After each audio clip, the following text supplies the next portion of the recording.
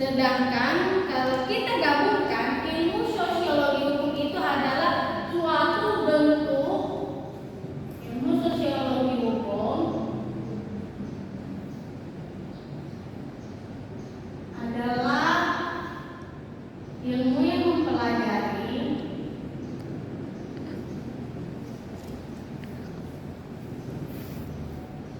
pola tingkah laku manusia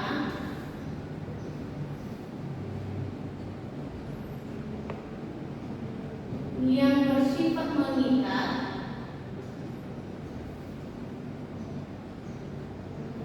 dan dapat menguntungkan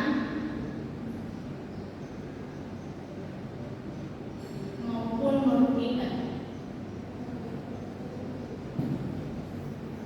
Baik teman-teman, sebelum kita masuk dalam pengertian dan karakteristiknya, kita harus tahu latar belakang dari ilmu sosiologi hukum. Sosiologi hukum adalah bidang studi yang menggabungkan prinsip-prinsip dan aspek-aspek tingkah laku masyarakat, di mana latar belakang dari ilmu sosiologi hukum ini tidak lari dari pencetus sosiologi hukum. Pencetus ilmu sosiologi hukum ini adalah Auguste Comte, yang dimana telah dinobatkan sebagai bapak sosiologi hukum pada tahun 1842.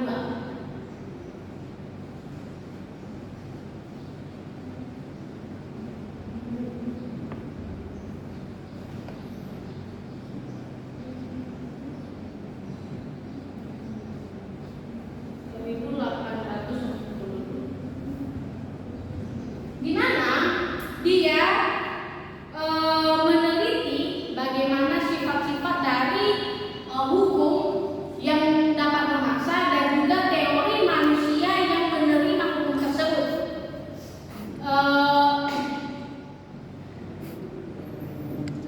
Di dalam bukunya yang berjudul Cause the First Positive, di sini dia mengatakan bahwa sosiologi hukum itu teman-teman sifatnya bisa merugikan ataupun menguntungkan seseorang, di mana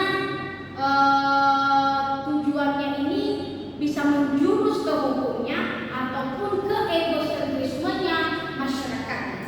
Oke, kita masuk dalam pengertian sosiologi hukum menurut para ahli. Saya akan menjelaskan satu orang menurut para ahli yang cocok dalam pemikiran saya dan pandangan saya, yaitu Brad Meyer, ahli yang mengemukakan sosiologi hukum,